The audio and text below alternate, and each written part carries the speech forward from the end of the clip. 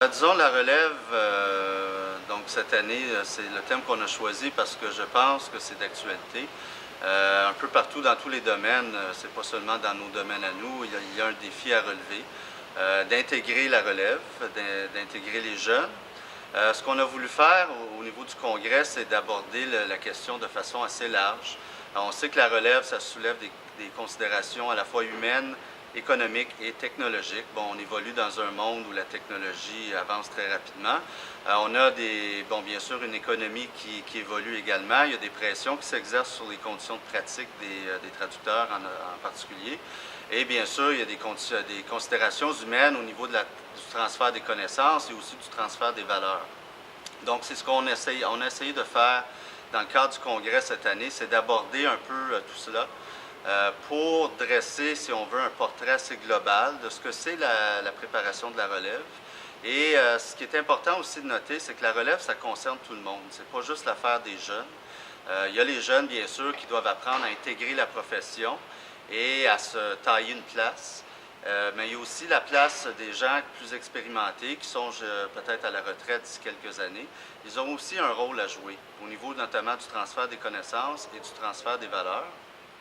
Et il y a également les gens comme moi on est à peu près en mi-carrière. On a un rôle à jouer dans la relève, au niveau de la relève, parce que nous allons devenir les plus expérimentés éventuellement dans la profession. Et donc, nous avons un rôle à jouer auprès des jeunes, donc pour les encadrer et surtout leur inculquer des valeurs de professionnalisme qui font en sorte que les membres de l'OTIAC, depuis maintenant 20 ans, se démarquent dans un marché qui est de plus en plus si on veut, encombré par des gens qui se disent professionnels, mais qui ne le sont pas nécessairement. Parlons du marché. Comment se présente-t-il? Bien, le marché, comme on sait, l'économie, moi je considère que l'économie est fragile, dans le sens que on voit qu'il y a des compressions qui s'exercent un peu partout, notamment au niveau du gouvernement, le bureau de la traduction. Les entreprises aussi, on dirait qu'il y a beaucoup plus de marchandage qui se fait au niveau des tarifs. On essaie de négocier à la baisse.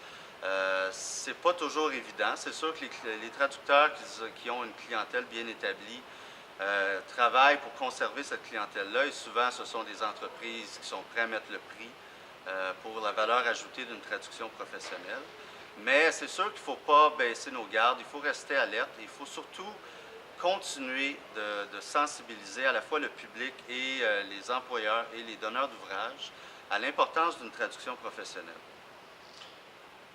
Quand on parle de relève, on parle de formation de la relève, évidemment. Quelles sont les initiatives de l'OTIAC dans ce sens? Bien sûr, on sait qu'on a la formation continue qui connaît un succès, je dirais, mitigé dans le sens où les gens, on dirait, ne sont pas assez sensibilisés encore à l'importance de poursuivre leur formation, de rester à jour. C'est également quelque chose sur lequel je vais mettre l'accent aujourd'hui dans mon allocution de clôture, au niveau de justement le rôle que les membres vont jouer dans l'OTIAC. L'OTIAC, c'est bien, c'est un véhicule qui nous aide à avancer dans notre carrière, mais il faut aussi que les membres fassent leur part.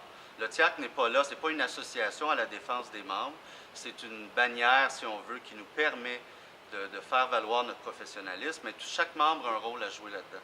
Donc, je vais lancer l'invitation aux membres de participer davantage à l'ordre. Il y a la journée du congrès, bien sûr, une fois par année, mais il y a la formation continue, il y a également d'autres activités que l'ordre organise. La formation continue, je pense que c'est important pour que nous demeurions un ordre vivant et actif, que les membres fassent leur part et participent activement donc, à ce que l'ordre a à offrir. Merci. Merci, Pierre.